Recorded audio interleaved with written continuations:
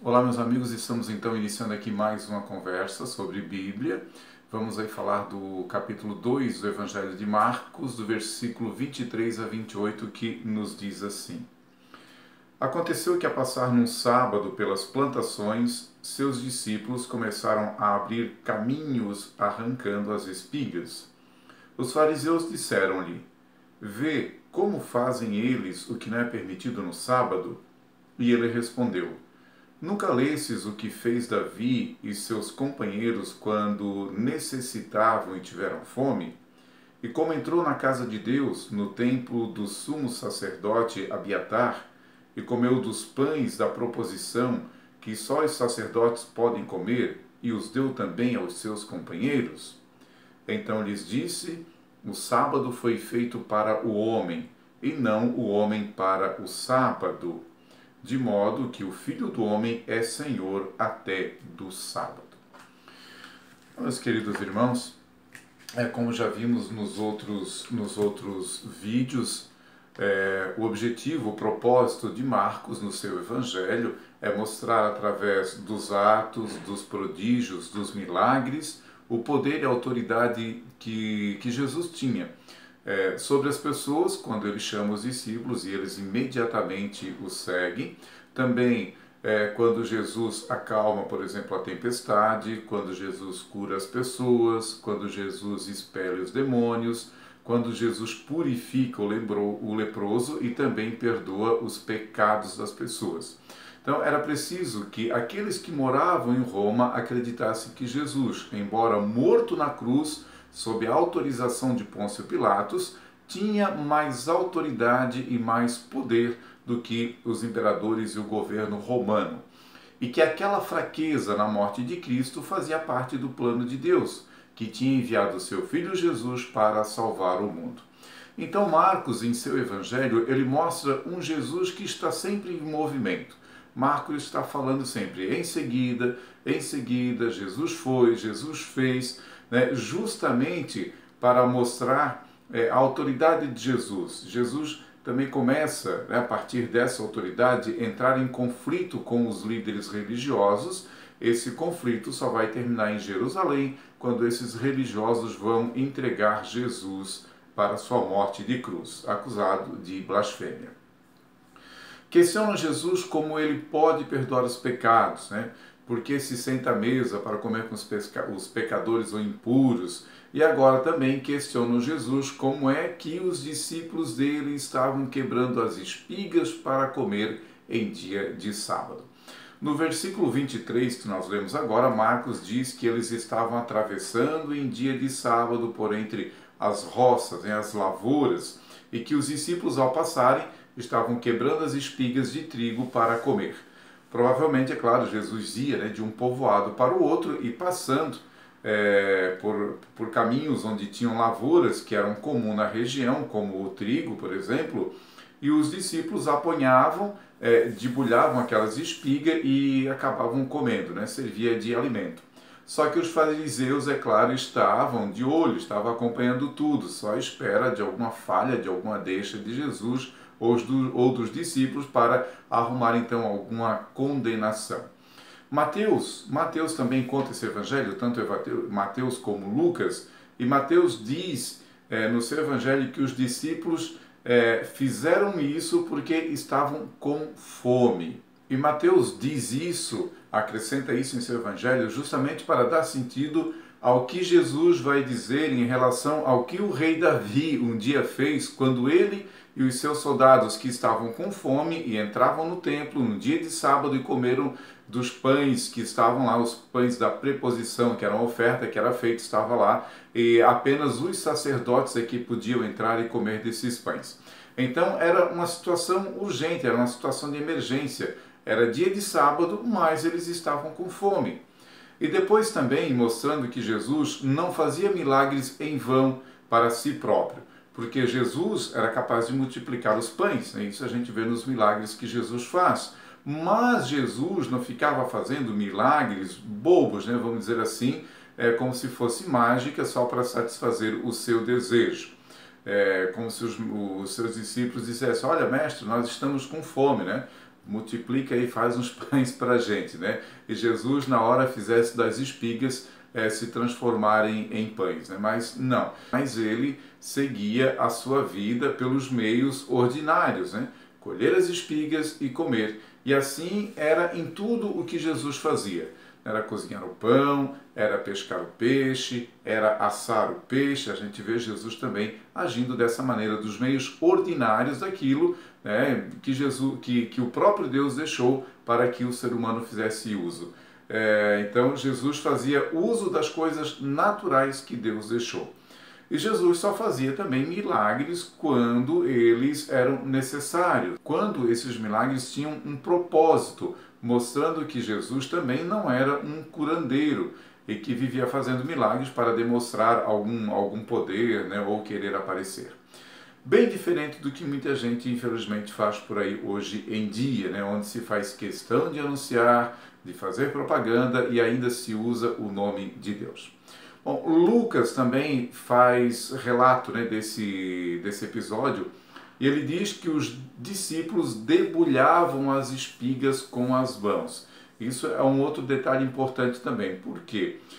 Porque na lei de Moisés, lá no livro de Deuteronômio, no capítulo 23, diz que era permitido ao judeu que, se ele passasse no campo, numa lavoura de um outro judeu, e que se ele encontrasse espigas, né, de trigo ou de uma outra lavoura, e se ele estivesse com fome, ele poderia com a mão apanhar, debulhar e comer, né? Não podia, claro, com a foice ou com o facão para cortar, em exagero, para levar, porque aí seria um crime, seria roubo. Mas era permitido, era lícito que alguém, estando com fome, passasse pela roça e com a mão, né, aquilo que pudesse pegar com as mãos, colher, debulhar e comer. Nisso não havia também crime algum. Por isso Lucas fala, né? Mateus diz que eles estavam com fome e Lucas acrescenta, e eles debulhavam com as mãos as espigas para poder comer. Então não tinha problema, assim mostrando também que a implicância dos fariseus com Jesus e seus discípulos era desnecessária.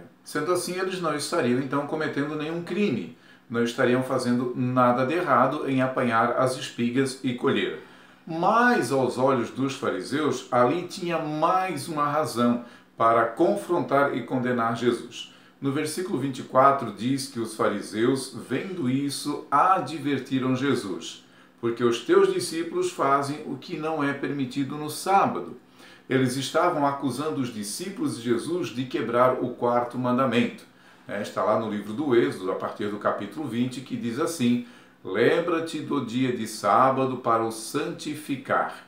6 dias trabalharás e farás toda a tua obra, mas o 7º dia, o sábado do Senhor, teu Deus, não farás nenhum trabalho. Nem tu, nem teu filho, tua filha ou teu servo, nem o teu animal, nem o forasteiro das tuas portas para dentro. Porque em 6 dias fez o Senhor os céus, a terra e tudo o que nele há. E ao 7º dia descansou. Por isso o Senhor abençoou o dia de sábado e o santificou. Realmente, o quarto mandamento, ele proibia trabalhar no 7º dia. E os fariseus então pegam isso aí para acusar Jesus de permitir que os seus discípulos acabem quebrando este mandamento. Existia uma lista que os fariseus criaram com os diversos tipos de trabalho que iam contra o quarto mandamento e quebravam o sábado. E colher espigas era uma dessas regras, né? Era um desses trabalhos que não era permitido. Para o fariseu, passar no campo de trigo e colher era pecado, não podia fazer, e por isso cobravam Jesus. No versículo 25 e 27, então, Jesus responde aos fariseus. Primeiro, Jesus se justifica, usando como exemplo o Antigo Testamento, e depois dá a conclusão. Primeiro, Jesus cita o exemplo de Davi e dos seus companheiros, que entraram no templo e comeram os pães que estavam no templo, quando Davi, na época, estava fugindo de Saul. E a lei dizia que só os sacerdotes poderiam entrar no templo e comer daqueles pães. Então, assim, Jesus está mostrando que a necessidade do homem se impõe sobre a lei. A necessidade real de uma pessoa estava acima daquela lei. E Jesus também mostrava que os fariseus, eles não tinham o quê? Não tinham misericórdia, porque para eles era mais necessário, era mais urgente ou era mais sagrado cumprir a lei do que agir de misericórdia nesse sentido. Então, era uma coisa que Deus não queria e Jesus condena isso nos fariseus. Jesus assim dá a entender que Deus está muito mais interessado na compaixão, na misericórdia, na compreensão das nossas necessidades do que na observância legalista das leis de Moisés. Então Jesus conclui: o sábado foi estabelecido por causa do homem e não o homem por causa do sábado. E assim Jesus ele inverte a forma com que os fariseus interpretavam e viam o sábado. Para eles, a guarda do sábado era mais importante que a pessoa. Então Jesus está lembrando também, nesse sentido, a ordem da criação, de como é que Deus criou o mundo. No sexto dia, Deus criou primeiro o quê? Deus primeiro criou o homem, criou a mulher, deu trabalho a eles e depois sim, no sétimo dia, é dito que Deus descansou e abençoou o dia sétimo, ou seja, santificou o sábado. Então Jesus deixa claro que o sábado foi criado por Deus depois de ter criado o homem, e por isso está para o descanso do homem. Não o contrário, como se Deus tivesse primeiro criado o sábado e depois tivesse criado o homem e dissesse ao homem que agora vocês devem viver para guardar o sábado. Portanto, o sábado foi feito para o homem, para que o homem descanse naquele dia e não o contrário. No versículo 28 diz assim: de sorte o Filho do Homem é Senhor também do sábado. Então Jesus, volta e meia, ele também costumava se identificar, falar que o Filho do Homem. O Filho do Homem, lembra aqui uma passagem do livro de Daniel, na qual Daniel tem uma visão de Deus em seu trono e o Filho do Homem se aproximando dele e Deus dando a ele toda a autoridade sobre os reinos deste mundo, todo o poder no céu e também na terra. Então os judeus conheciam muito bem essa passagem, esse texto, e através dele, inclusive, viviam à espera do Messias. Era uma profecia da vinda do Messias, do Filho do Homem, aquele que seria o Senhor e Salvador do mundo. Então assim Jesus diz que o quê? Ele, se apresentando como o Filho do Homem, ele é divino e ele também é humano, e sendo assim, é o representante maior de toda a humanidade. Jesus é o Filho do Homem, portanto, o homem perfeito.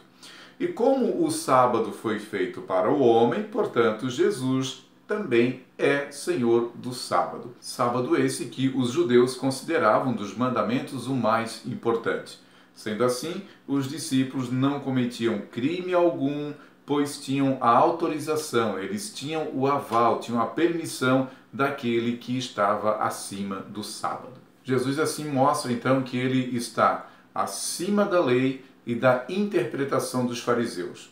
E por isso nós também, nós não estamos mais sob o jugo dessa lei, porque Jesus ele ratificou, ele deu uma nova cara, assim como ele também deu para nós um novo mandamento, ele também deu a todos nós uma nova lei. E Jesus não inventa por sua conta. A gente percebe que na sua fala Jesus sempre apela para o quê? Para a palavra de Deus, para o que já está escrito. Jesus diz, olha, vocês não leram o que está escrito, vocês não conhecem as escrituras, vocês lembram o que Davi fez quando teve fome? Ou seja, através da própria palavra de Deus, Jesus sempre justifica as suas falas e também as suas ações. E aqui também nos leva a isso, como nós precisamos nos lembrar da Bíblia, como nós precisamos conhecer a Bíblia e então também usá-la na prática da nossa vida, no nosso dia a dia. Uma cabeça cheia da palavra de Deus, pode ter certeza que na hora da necessidade nós vamos perceber como a vontade de Deus nos ajuda na hora das nossas decisões. A interpretação dos fariseus estava completamente errada, era puramente legalista.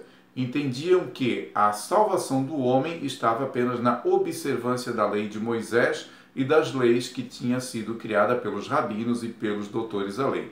Isso estava acima, inclusive, da misericórdia e do amor, e não tinham compaixão com quem não vivia de acordo com aquelas regras e normas. Então, esse episódio Ele foi inclusive uma das razões para os cristãos não guardarem mais o sábado. Já no primeiro século do cristianismo, os cristãos eles já começaram a guardar o primeiro dia da semana, que é o domingo, como sendo então o cumprimento do quarto mandamento. Trabalharás 6 dias, mas o sétimo dia ele é dedicado ao Senhor. Então, primeiro, porque Jesus se apresenta como o Senhor do sábado. E segundo, também porque Jesus ressuscitou no primeiro dia. Logo, o domingo, o primeiro dia, é o dia do Senhor, é o dia da sua ressurreição. Portanto, o domingo, ele substitui o sábado. Então, nós não estamos quebrando o quarto mandamento, quando descansamos no domingo. Os próprios apóstolos, os discípulos de Jesus, já falavam do sábado como sendo coisa do passado. A gente pega ali no livro, em uma das cartas de São Paulo, por exemplo, aos Gálatas, lá no capítulo 4, versículo 10, o próprio São Paulo diz: olha, vocês estão guardando dias e sábados como se isso fosse alguma coisa que Deus exigisse. Deus não requer mais isso. Também na outra carta de São Paulo aos Colossenses, nessa discussão, lá no capítulo 2, versículo 16, Paulo diz que o sábado ele é o quê? Ele é como uma sombra, ele é como uma figura de Cristo e da sua obra redentora. Então, os cristãos também já se reuniam no primeiro dia da semana para o quê? Para cultuar a Deus. Tem um documento que foi escrito por um pagão, um romano, escritor da época. Esse documento data do século I e ele diz que ele era um crítico dos cristãos, tratava o cristianismo como uma seita de homens e mulheres cristãos que se reuniam. E ele, nesse escrito dele, ele dizia que esses cristãos acordavam no domingo de manhã cedo para entoar um hino a Cristo como se fosse Deus. Então é isso um pouco dessa leitura, desse texto que nós vemos, essa discussão de Jesus com os fariseus sobre essa questão do sábado. Uma coisa precisa ficar bem clara para nós, até porque às vezes nos acusam de guardar o dia errado. Temos igreja, temos irmãos que guardam o sábado como sendo correto e não o domingo. Então, Jesus, ele não aboliu o quarto mandamento, vocês estão acabando com o quarto mandamento. Não, nem nós, nem Jesus excluiu o quarto mandamento. Ele apenas nos ensinou o jeito ou a maneira certa de observarmos esse mandamento.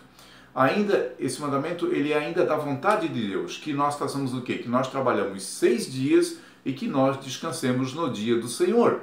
O problema é quando o cristão, ele faz tudo no domingo, ele passeia, ele viaja, ele se diverte, faz tudo, menos aquilo que a Bíblia diz, que é um dia de descanso, é um dia de repouso, é um dia de estar com os irmãos, é um dia de crescer na fé, de se fortalecer na espiritualidade, por isso ele deve ser um dia diferente dos outros.